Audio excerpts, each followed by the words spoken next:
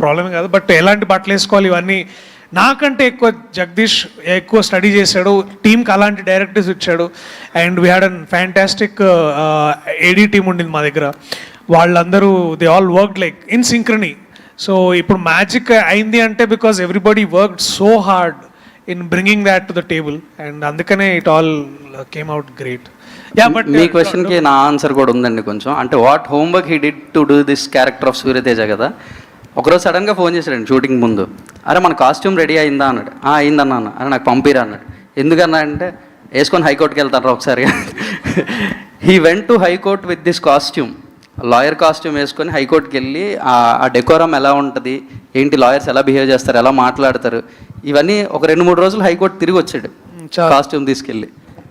Okay అలా వెళ్ళొచ్చండి. నువ్వు చేసావు కదా.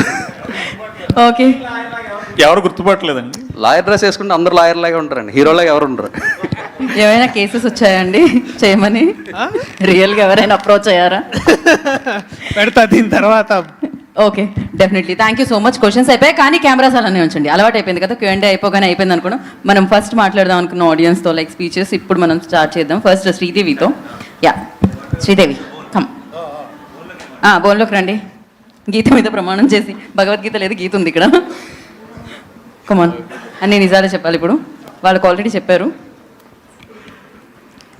చెప్పండి శ్రీదేవి, ఏంటి సినిమా గురించి, దర్శి గారి గురించి, ఒక మల్లేశం, ఒక బలగం, ఇప్పుడు కోట్, ఆయన గురించి, నాన్నగారి గురించి.